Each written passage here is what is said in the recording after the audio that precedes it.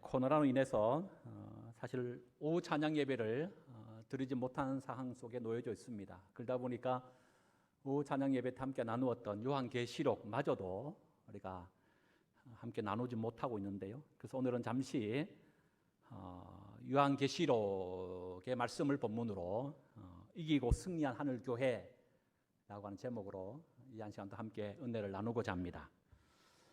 요한계시록 어떻게 읽을 것인가 너무너무 중요한 문제입니다. 성경이 전체가 66권으로 되어 있지 않습니까? 그러나 그 66권 모든 성경 가운데 가장 어려운 성경 그러면 다들 요한계시록이다라고 손을 꼽습니다. 그러다 보니까 잘못된 해석들도 너무너무 많고요.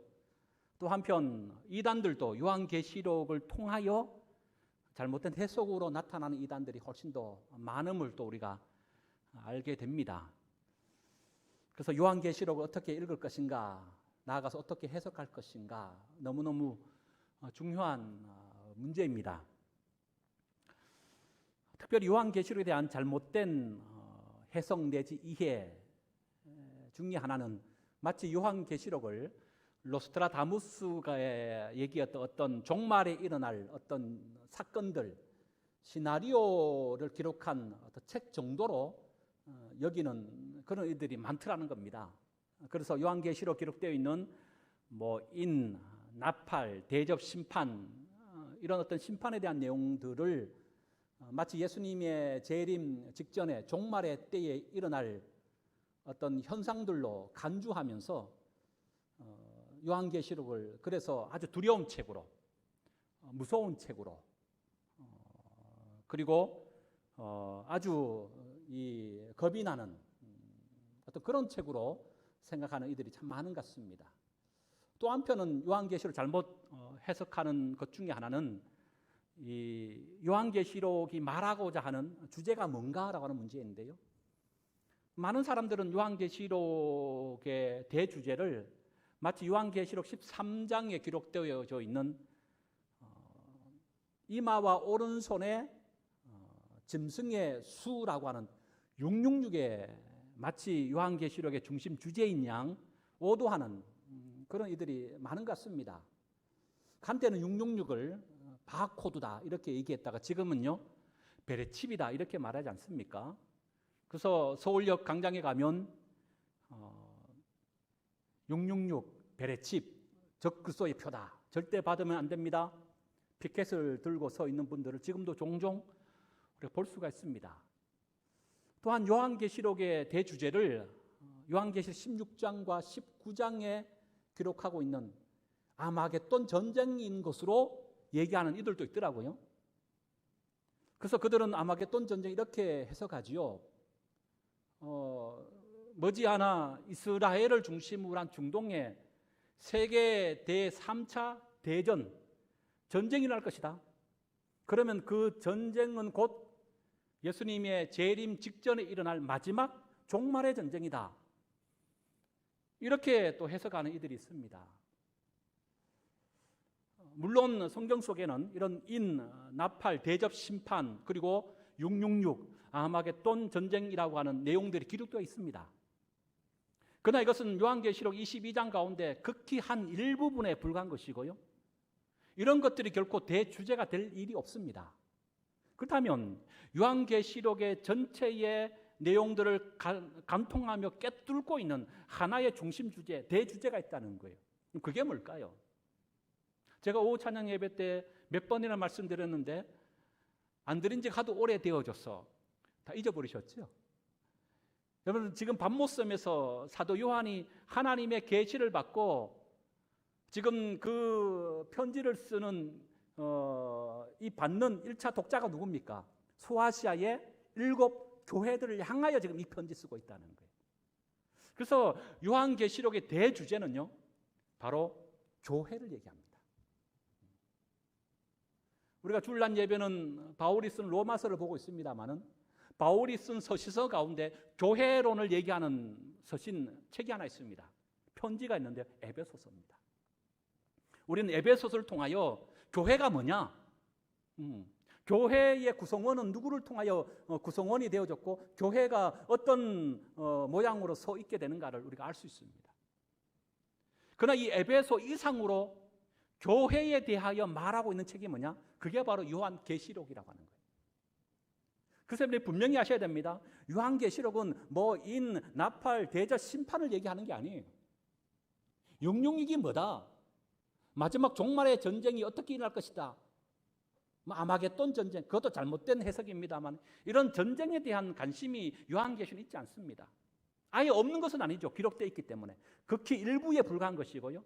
진짜 하나님께서 사도 요한을 통하여 요한계시록을 말씀하고자 하는 핵심 주제는요, 지금 땅에서 고통과 아픔, 핍박과 박해를 받고 있는 교회들을 대상으로 교회에 대한 얘기를 하고 있는 겁니다.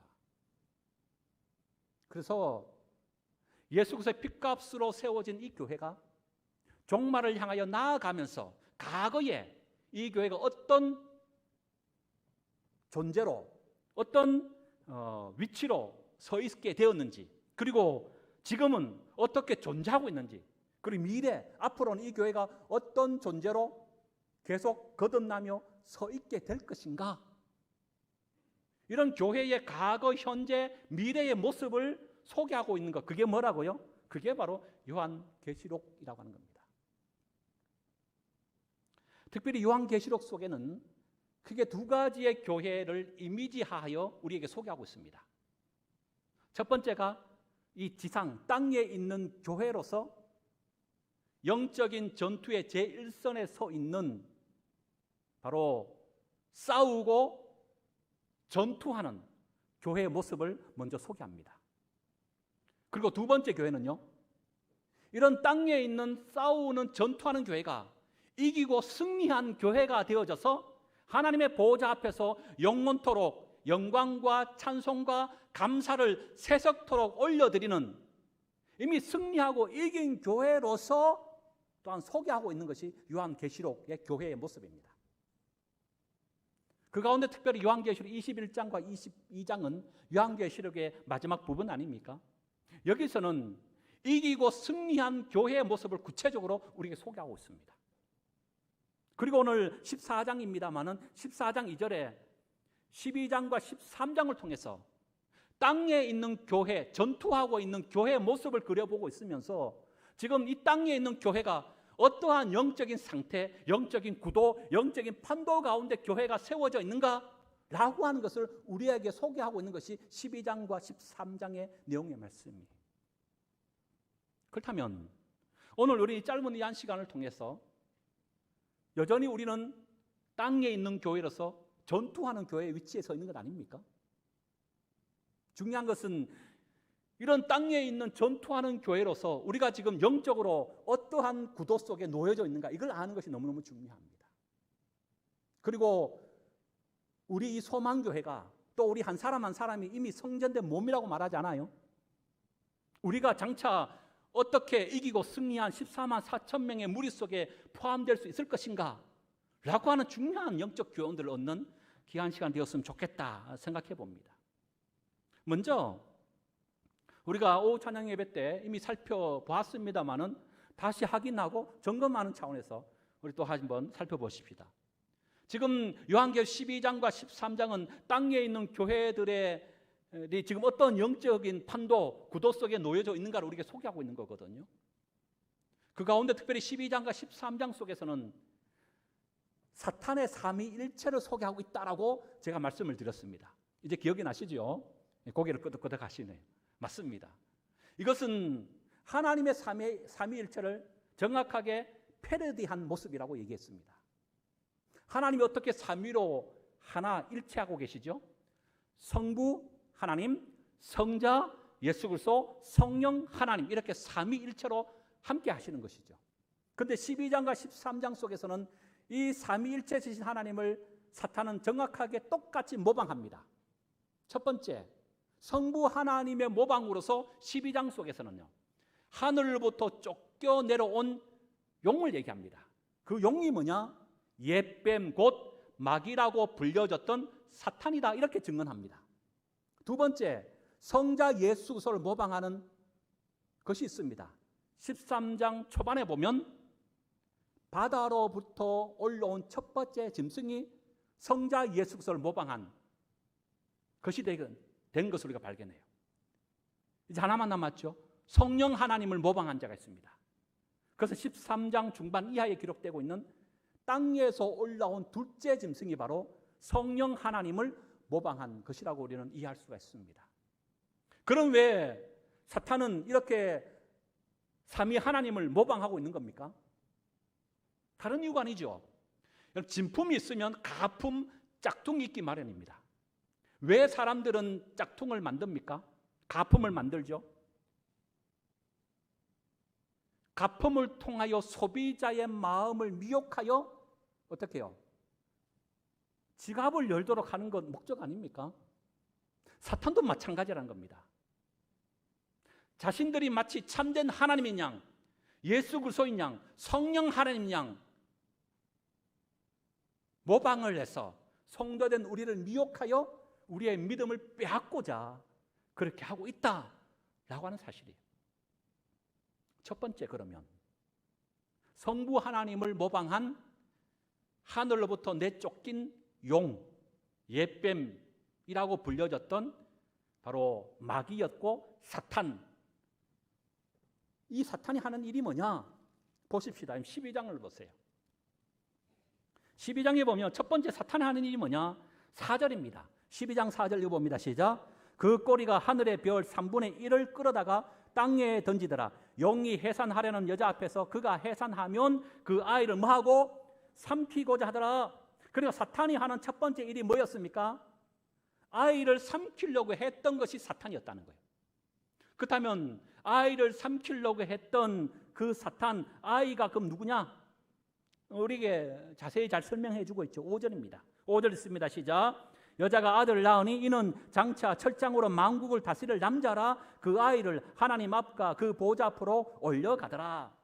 여러분, 사탄이 삼키려고 했던 여자로부터 낳음받은 아들, 아이, 그가 누굽니까?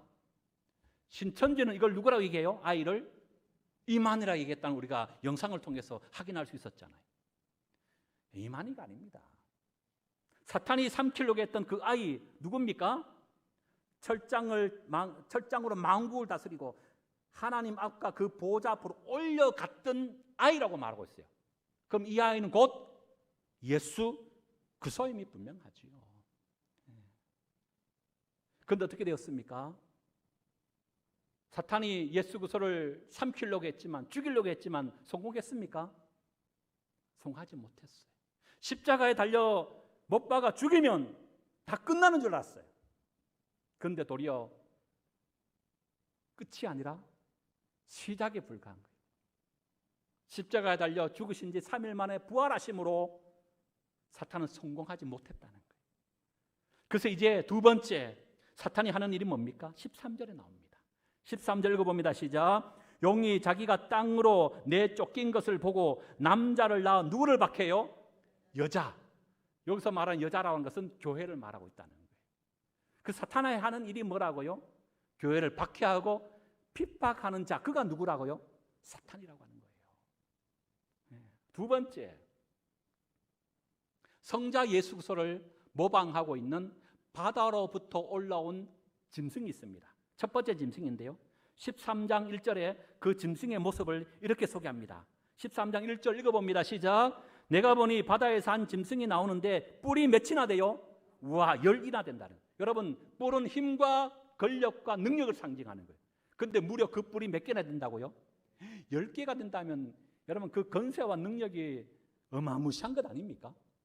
나아가서 머리가 7이나 돼요. 그 뿔에는 각각의 뭘 썼어요? 10왕관마저 쓴 겁니다. 그런데 이런 권세와 능력을 누구로부터 이 바다에서 온 짐승이 받은 겁니까? 4절에 보세요. 13장 4절. 용이 누구에게 권세를 줬어요? 네, 이 짐승의 권세. 그러니까 이 바다에서 올라온 짐승은 누구로부터 권세와 능력을 이양받은 거예요? 용, 곧 하늘로부터 내쫓김 받은 사탄으로부터 이런 권세와 능력을 받아 누리고 있는 겁니다. 그렇다면 이 바다에서 온 첫 번째 짐승 하는 일이 뭡니까? 6절에 나오죠. 6절 읽어봅니다. 시작. 짐승이 입을 벌려 하나님을 향하여 뭐하고? 첫 번째, 누굴 비방해요? 하나님 비방하네. 그 13장 1절에 보면 신성 모독하는 이름들이 있더라 이렇게 되어 있잖아. 하나님에 대해서 신성 모독하는 거예요. 두 번째는요, 하나님을 향하여 비방할 뿐만 아니라 계속해서 그의 이름과 그의 장막 곧 하늘에 사는 자들을 또한 비방하는 거예요. 하늘에 사는 자 누굽니까? 교회죠. 성도를 얘기하고 있는 거죠. 그러니까 바다에서 올라온 첫 번째 짐승은 사탄으로부터 어마무시한 권력과 힘을 받은 자입니다. 그 힘과 능력으로 뭐하여? 하나님을 비방하고 또한 성도들을 모욕하는, 박해하는 그런 자가 누구라고요? 바로 바다에서 올라온 첫 번째 짐승이 하는 일이에요. 그 7절에 보세요. 또 권세를 받아 성도들과 싸우는 자를 말하고 있는 겁니다. 여러분, 1세기 당시 속에서 바다에서 올라온 이 짐승은 누구를 말하고 있는 걸까요? 사탄이 그 배후에서 힘주고 능력 주고 권세 주어서 대대적으로 교회를 박해하고 하나님의 이름을 모욕하는 자 누구였습니까? 그렇죠. 로마 황제입니다. 대로마 제국을 뭡니까? 제국과 특별히 이 당시에는 로마 황제 제11대 도미티안 황제, 10명의 로마 황제들이 기독교를 대대적으로 박해했다고 말하잖아요. 그 가운데 2명의 사람들이 아주 극악무도한 방법으로 기독교를 박해했던 인물로 등장합니다. 하나는 로마서의 배경이 되고 있는 5대 네로, 시저 네로가 있고요. 그 다음 요한계시록의 배경이 되고 있는 제11대 도미탄 황제. 그러니까 지금 사도 요한은 이 13장에 바다에서 올라온 짐승을 지금 누구를 얘기하고 있는 겁니까? 간접적으로 바로 로마 제국과 로마 황제인 도미티안 황제를 빗대어서 이렇게 지금 설명하고 있다는 거예요. 그리고 11장 넘어가면 이제 땅에서 올라온 짐승이 나타납니다. 이것은 성령 하나님을 모방한 것이라고 얘기합니다. 먼저 땅에서 올라온 짐승의 모습을 어떻게 그리고 있습니까? 13장 11절 읽어봅니다. 시작. 내가 보매 또 다른 짐승이 땅에서 올라오니 어린 양같이 뭘 가져요? 2뿔을 가져요. 여러분, 바다에서 올라온 짐승은 몇 뿔? 10뿔. 땅에서 오는 짐승은 몇 뿔? 2뿔. 열이 많아요? 둘이 많아요? 당연히 열이 많죠. 그러니까 땅에서 올라온 짐승은 바다에서 올라온 첫째 짐승에 비하면 힘과 능력이 상대적으로 약하다, 작다는 것을 우리는 하게 볼 수 있습니다. 그러나 여러분, 2뿔이라고 무시할 수 있는 게 아니에요. 왜냐하면 11절 계속 보세요. 용처럼 말해요. 용은 누굽니까? 사탄처럼 말한다는 거예요. 그런 권세를 받은 거예요. 12절 보세요. 그가 먼저 나온 짐승의 모든 권세를 또한 어떻게 해요? 그 앞에서 막 행해. 그리고 이 땅에서 오는 짐승이 하는 일이 뭐냐? 첫 번째, 12절 중반에 보면 처음 짐승에게 경배하게 하니, 처음 짐승은 뭡니까? 바다에서 올라온 첫 번째 짐승, 곧 로마 황제를 경배하도록 부추기고 조장하는 역할을 하는 자들이 있다는 거예요. 1세기 당시에. 그들을 땅에서 올라온 짐승으로 지금 묘사하고 표현하고 있는 겁니다. 그리고 이들이 계속해서 뭐 합니까? 14절 보니까 짐승 앞에서 받은 바 이적을 행함으로 땅에 거하는 자들 뭐 해요? 미혹하기 시작하는 거예요. 그리고 뭐 합니까? 짐승을 위하여 뭘 만들어요? 우상을 만드는 거예요. 황제의 우상을 만들어 놓고 모든 사람들의 마음을 미혹하게 하여 그 황제 앞에 절하고 경배하도록 하는 자들이 있다는 거예요. 그리고 어떻게 합니까? 15절 경배하지 아니하는 자들은 다 뭐 해버려요? 죽이는 자들이에요. 그리고 우리가 잘 알고 있는 이마와 오른손에 표를 받게 하여, 표를 받은 자는 매매하여 살 수 있지만 표받지 못한 자는 다 죽임당하도록 그 일을 앞장서서 조장하고 사람들을 선동하고 일으키는 무리가 있다는 거예요. 1세기 당시에. 그럼 그들이 누굴까요? 거짓 제사장, 거짓 선지자 내지 교사들이라고 얘기할 수 있겠지요. 여러분, 그러니까 정리하면 지금 사도 요한은 요한계시록 12장과 13장을 통해서 지금 뭘 얘기하고 있다고요?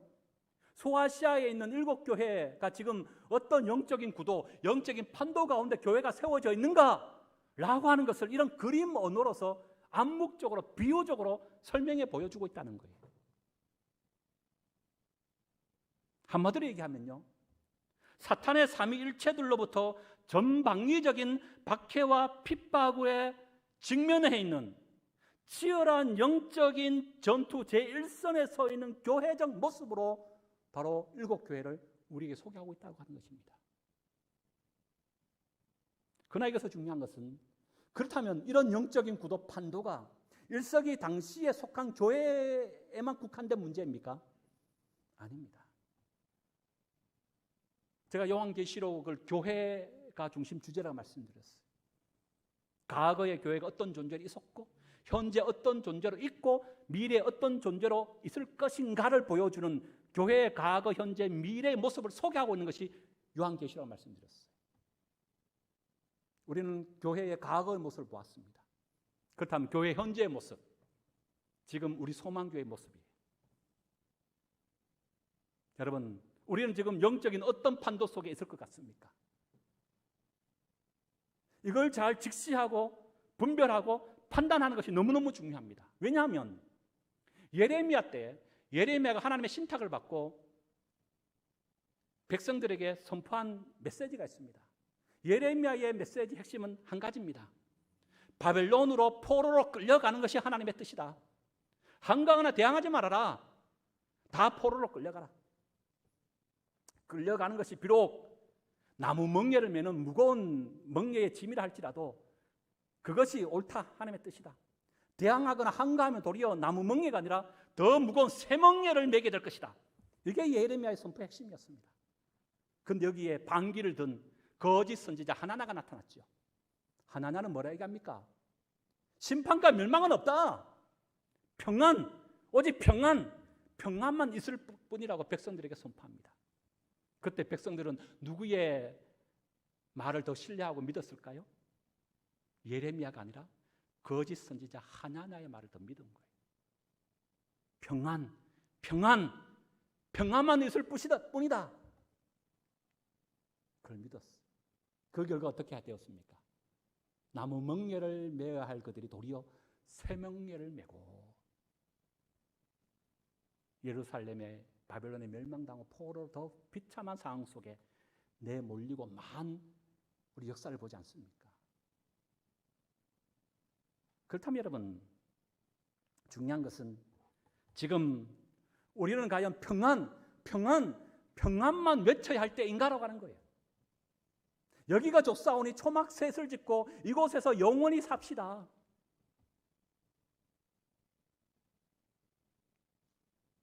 좀 더 졸자, 자자, 눕자, 영적인 게으름을 피워야 할 때인가? 만사 형통을 외치며 그저 우리는 평안만을 바라봐야 할 그런 때인가? 아니면 그 어느 때보다가도 영적인 전투의 제1선에 있음을 믿고 에베소 6장에서 말하고 있는 복음의 전신갑주를 입은 십자가 군병으로서 싸워 승리해야 할 그런 위치 속에 있는 군병의 역할로서 내가 서 있는 그런 자가 되어야 되는가? 우리가 직시해 봐야 한다는 거예요. 여러분, 지금 우리는 영적인 어떤 판도 속에 있습니까? 평안만 외쳐야 할 그런 때입니까? 아니면 그 어느 때보다가도 우리 십자가 군병으로서 복음의 전신갑주를 입고 싸워 승리해야 할 위치 가운데 있는 자들입니까? 여러분, 후자가 되어야 될 줄로 믿습니다. 여러분, 우리 코로나 시대에 이걸 우리 절감하지 않습니까? 코로나 시대에 여러분 그 어느 때보다도 우리 영적인 혼탁한 세상 속에 살고 있는 거 아닙니까? 코로나나 이런 경제적인 문제도 어렵지만 한편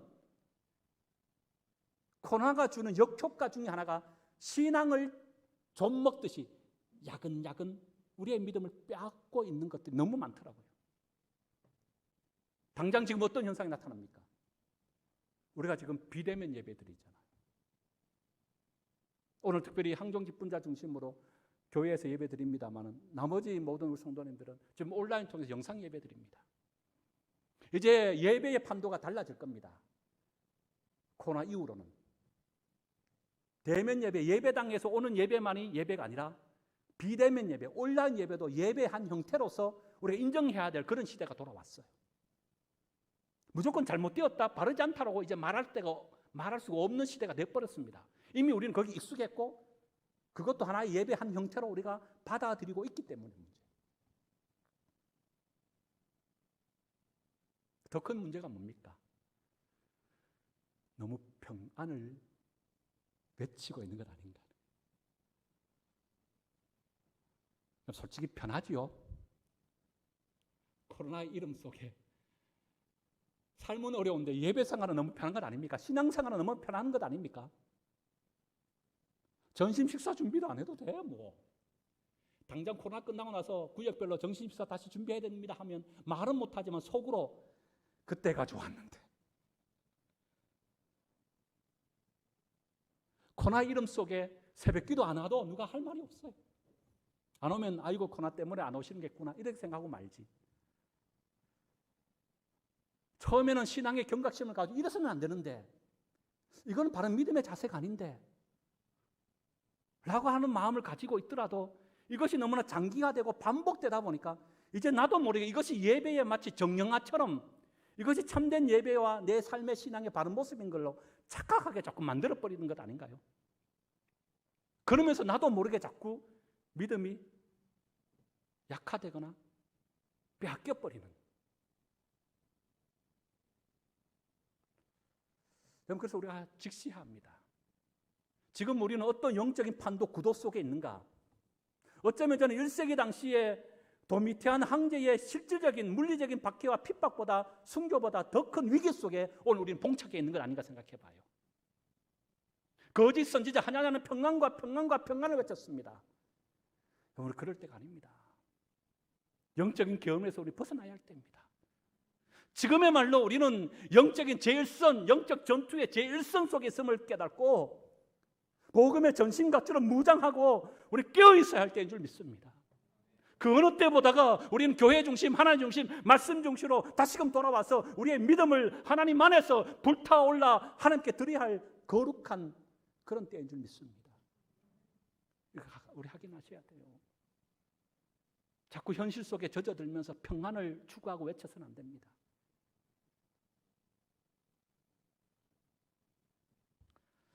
그리고 오늘 본문의 14장 넘어오는 거죠. 이런 땅에 있는 지상의 교회가 전투하는 교회로서 우리에게 소개하고 있다면 14장으로 넘어가면 그 전투하는 교회가 이제 하늘에 속한 교회가 되어져서 이기고 승리한 14만 4천 명의 무리의 교회로 우리에게 소개하고 있습니다. 어떻게 이 14만 4천 명이 서 있습니까? 14장 1절입니다. 1절 읽어봅니다. 시작. 또 내가 보니 보라 어린 양이 시온산에 섰고 그와 함께 몇 도 함께 섰어요? 14만 4천 명이 함께 쓴 겁니다. 14만 4천 명 구약의 12지파 신약의 12교회 곧 뭐합니까? 신약과 구약의 모든 하나님의 택함 받은 구원함 받은 모든 사람 그 수가 완전 영원한 천이라고 하는 셀 수 없는 큰 무리 신약과 구약의 하나님의 택함 받은 모든 교회의 구원받은 성도의 수 그게 14만 4천 명이라는 거예요. 그 14만 4천 명이 어린 양과 함께 시온산 예루살렘을 얘기하지만 이것은 어디입니까? 하나님의 나라를 얘기하고 있는 거죠. 전투하는 이 땅의 교회가 이미 승리하고 이긴 하늘의 교회로서 우리에게 소개하고 있어요. 그렇다면 그 교회가 뭐합니까? 지금 14만 4천의 무리들이 2절에 보면 내가 하늘에서 나는 소리를 들으니 그 소리의 내용이 쭉 소개돼요. 거무원고를 타는 것 같더라. 3절에 보면 그들이 보호자 앞과 내 생물과 장로들 앞에서 뭘 불러요? 새 노래를 불러요. 14만 4천 명이 새 노래를 부르고 있습니다. 그 새 노래는 무슨 노래일까요? 구원의 노래인 줄 믿습니다. 하나님 나라에서 영광된 모습으로 이기고 승리한 자가 되어졌기 때문에 이것은 승리의 창가인 줄로 믿습니다. 그 노래를 지금 14만 4천 명이 어린 양의 보좌 하나님의 앞에서 그렇게 부르고 있다는 거예요. 그렇다면 어떻게 땅에 있는 지상에 전투하는 교회가 이기고 승리한 14만 4천 명의 무리의 교회가 될 수 있느냐? 5가지만 살펴보고 마칩시다. 첫 번째, 14장 1절 하반절에 보면요, 그들의 이마에는 누구의 이름이 써 있어요? 어린 양의 이름과 그 아버지의 이름이 쓰여진 자들이었더라. 여러분, 어떻게 땅에 전투하는 교회가 이기고 승리한 하늘의 교회가 될 수 있습니까? 첫 번째는요, 한번 따라 하십시다. 어린 양의 피로 씻김 받은 자들이다. 어린 양의 피로서 씻김 받은 자들만이 이기고 승리하는 14만 4천 명의 무리 가운데 쓸 수 있다고 하는 거예요. 아멘. 그러니까 여러분, 이렇게 이기고 승리하는 자의 위치 속에 가는 것은요, 내 힘과 내 노력이나 인간의 어떠한 공덕으로 갈 수 있는 것이 아니라고 하는 거예요. 이거 다시 로마서로 다시 돌아가면 우리가 의롭다 칭 하는 것은 우리의 절대적인 믿음밖에 없는 거죠. 그러나 이 믿음도 내가 믿어서 된다는 겁니까?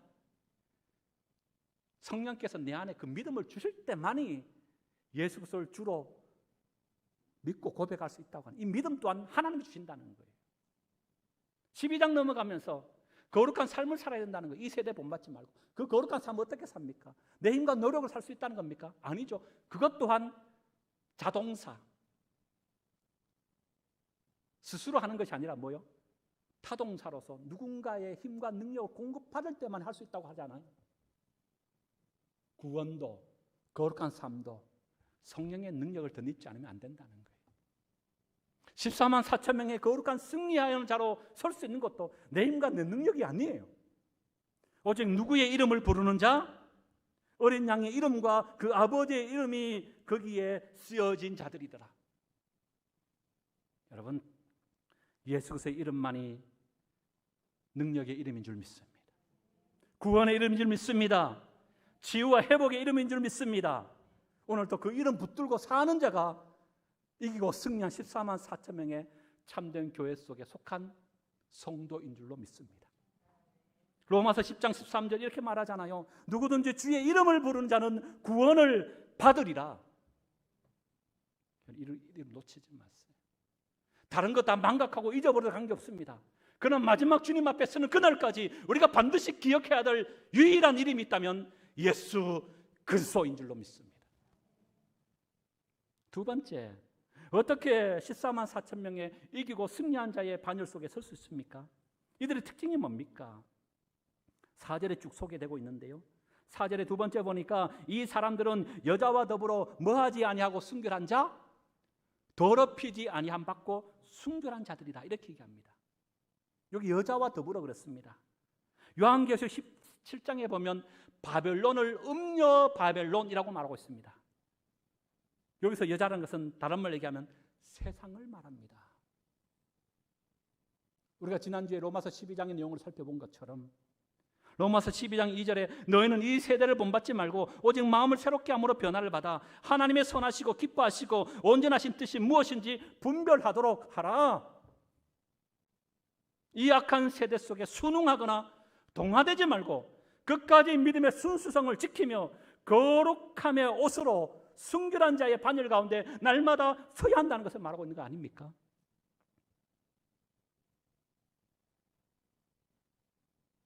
그리고 세 번째, 그들이 누굽니까? 4절 중반에 보니까 어린 양이 어디로 인도하든지 뭐 하는 자? 따라가는 자예요. 그럼 이거 우리 싫어하죠? 두 번째까지 있었으면 참 좋겠어. 근데 여러분, 이렇게 14만 4천 명의 무리 속에 속하려면요, 우리가 해야 할 일이 있는 거예요. 뭐예요? 어린 양이 어디로 가든지, 중요한 게 어디예요?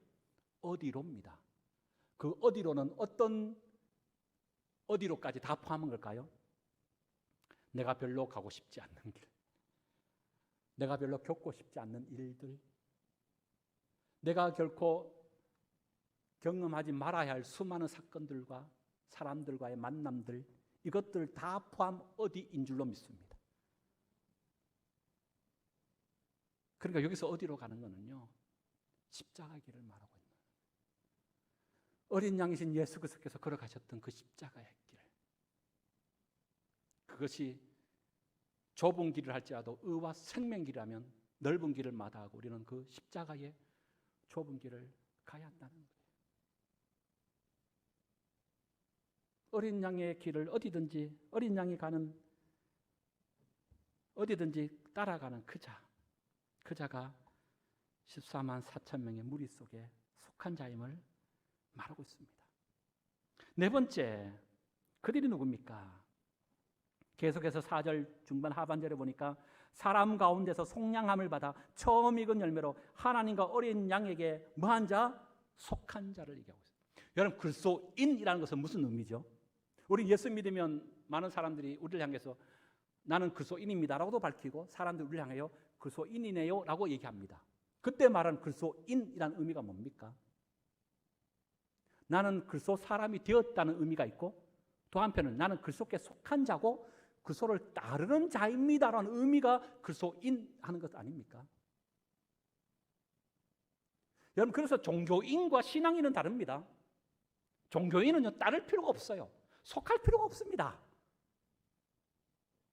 그냥 주일 1시간 교회에 오면 끝나는 거예요. 그러나 진짜 그리스도인은요, 교회에 온다는 것으로 신앙의 100%의 책임과 의무를 다했다고 말하지 않는 겁니다. 속한 자로서 뭐 하는 거예요? 그리스도인답게 사는 거예요. 그리스도인으로 사는 거예요. 그리스도께서 걸어가신 그 길을 함께 걸어가며 그 뜻을 이루는 자가 진짜 그리스도인인 줄 믿습니다. 코로나 시대에서는 하나님께서 종교인과 신앙인을 나는 구분하고자 하시는 일들로서 오늘의 이 사태를 우리에게 또 한편 주신 것은 아닌가 저는 생각해 봐요. 그러나 저는 확신합니다.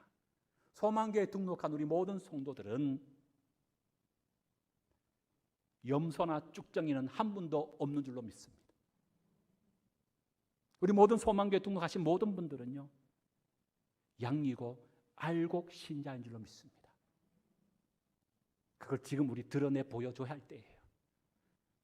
내가 14만 4천 명의 무리 속에 있다는 것을 우리의 행함과 행실로서 나타내 보여줘야 할 때입니다. 마지막, 그들이 누굽니까? 5절 읽어봅니다. 시작. 그 입에 거짓말이 없고 흠이 없는 자들이. 이게 뭐예요? 신행일치. 오늘 장로님 그렇게 기도하셨습니다. 이런 삶을 사는 자. 말씀 마칩니다. 우린 지금 영적인 치열한 전투 현장 속에 있는 교회라는 것을 망각하지 마십시다. 그러나 우리는 이미 그럼에도 불구하고 이기고 승리한 14만 4천 명의 무리 속에 있다는 것을 또한 기억하십시다. 그리고 이 영적인 전투 속에 이기고 승리한 14만 4천 명이 걸어가셨던 그 믿음의 길, 승리의 그 길을 함께 걸어가셔서 정말 우리가 하늘에 속한 자의 반열 속에 있고 그 삶을 오늘 또 살아갈 수 있는 저와 여러분 되실 수 있기를 주의 이름으로 축복합니다.